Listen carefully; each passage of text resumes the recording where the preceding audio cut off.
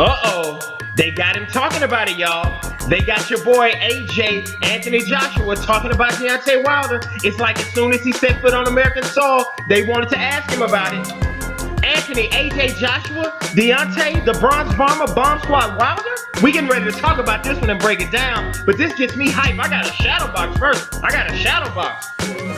Deontay, Bronze Bomber versus AJ, y'all. Deontay, Bronze Bomber versus AJ, y'all.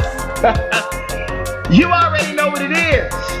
It's your boy, Amazing Eric Sports. Let's go, man.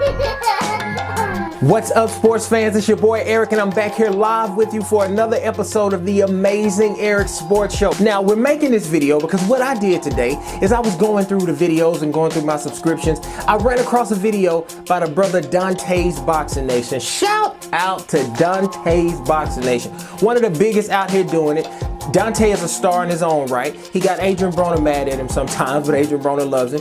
Every time you see Dante at the fight, people, Dontaesboxingnation, because this brother's a star. Props to you, Dante. Keep up the good work. Now, what we like to do here on the Amazing Eric Sports Show when we talk boxing, we like to break the chapters down as rounds. We call them rounds. So today we're going to go 3 rounds. We have 3 rounds for you here we want to break down. The first round is Anthony Joshua scared because he said he wants to fight to build? That's round number 1. Round number 2 will be Deontay Wilder's specific fight strategy for Anthony Joshua. Round 3 will be Anthony Joshua's specific fight strategy for Deontay Wilder. Let's get it going, people. Round 1. So, Anthony Joshua in this video, in this interview with Dante, says that he wants to let the fight build. Let it build, let it build. And that brings up an interesting thing. We automatically say that somebody's scared when they do that. We say, oh, he doesn't want it, he doesn't want it. I personally think there's a place. Again, I think. I think. We ought to understand we can all think something different, right? So let me just tell you what I think. I think there's a place between what Floyd and Manny did, which is 5 years, made us wait forever for a fight, and waiting a little while to let the fight marinate so both guys can make money. Boxing is a brutal game. If you were going in there and you were going to face Deontay Wilder and Bomb Squad, if it was you and you knew it was a chance that that right hand was going to hit you on the chin, trust me, you would want to make as much money as you could for it. I don't think that makes Anthony Joshua a coward or scared. I think that word gets thrown around way too much in boxing now. Somebody's scared. Now, the business side of it does come into play too much also. So I'm not saying that we should let the fight build like Floyd and Manny did, but I think I agree with Joshua. They don't have to fight right now, because if Joshua does his plan, if he fights either Klitschko or Pulev, then he said he's free. He said, let me fight either Klitschko, if not, I'll fight my mandatory Pulev, and it's free. So it seems to me that he just wants to push it to next year, to maybe 2018.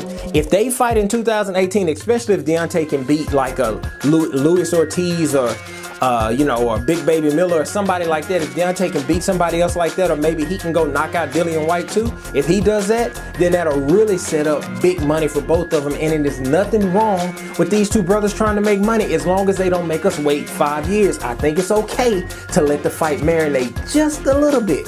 Okay, guys, that was round 1. Hope you enjoyed it. Now we're moving on to round 2. It's going to be Deontay Wilder's specific fight strategy for Anthony Joshua. Let's get it. Round 2. Now, if you really break it down, and I want you to think about it, we're going to talk specific strategy now. The first thing we know about these guys, both guys are long. Both guys want to hit you on the end of their shot. So their power punches are here and here.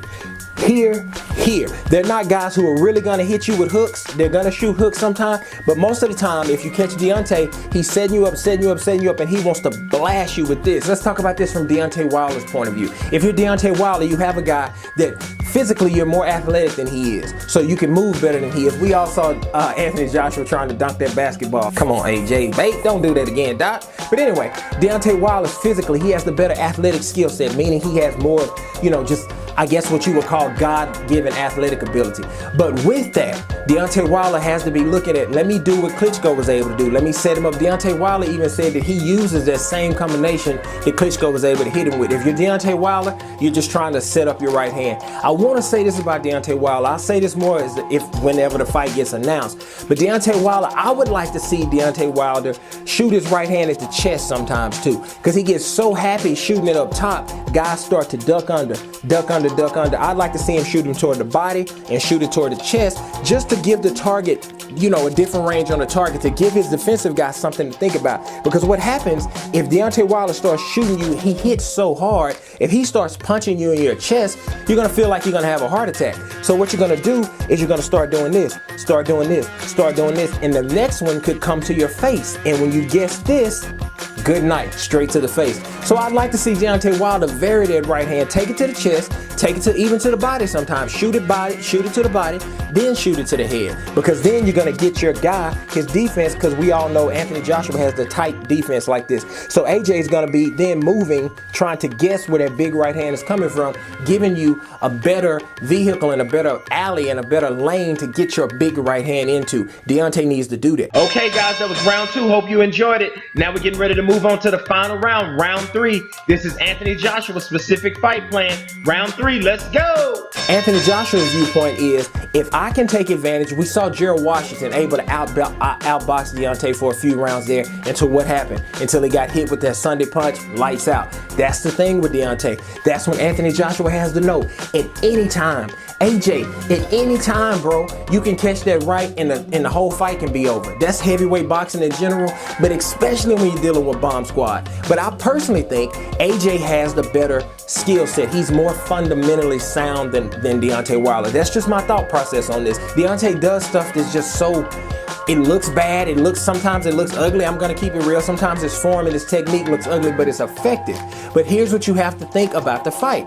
Now let's break it down from Anthony Joshua's viewpoint. AJ is robotic and he's stiff, but if you look at the punch selection, the way he keeps his hands up, where he throws his punches, when he punches, he brings them back, punches, he brings them back. Deontay has a tendency sometimes to bring his punch back here, bring his punch back to chest range, as opposed to bringing it back here. Most of the times when you see Joshua shoot a jab, he brings it back to here. He brings it back here. Deontay sometimes shoots his jab and it lags. Shoots his jab and it lags down like that. So Joshua has more holes to get into, and we have to remember Joshua can punch. And as we saw with Vladimir Klitschko, he hit Klitschko with an uppercut that I thought was going to put that boy's head in the 3rd row. I thought his head was going to the row number 3. Serious, y'all. Not 5, but 3. So Joshua is showing more with the case of his hooks and uppercuts. I think Joshua has the edge there. So if you're Anthony Joshua, you're looking at Deontay Wilder, and you're saying, hey man, I see a lot of things I can take advantage of there. But you're also seeing that big right hand on the other side. And when you see that big right hand, you always have to be aware of that. I know we can use the train of thought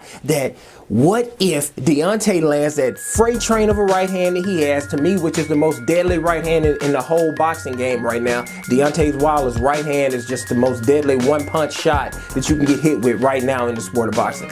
And if he landed that shot on the chin of Anthony Joshua, like Klitschko landed that shot, what would happen? That's what I'm hearing. Let's dive deeper. Let's dive deeper when it comes to this. If you pull your emotions out of it and you just honestly think about it now.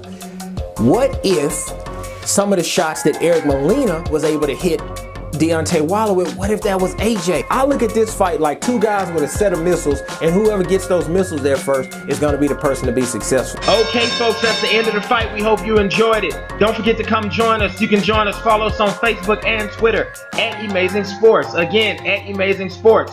Subscribe.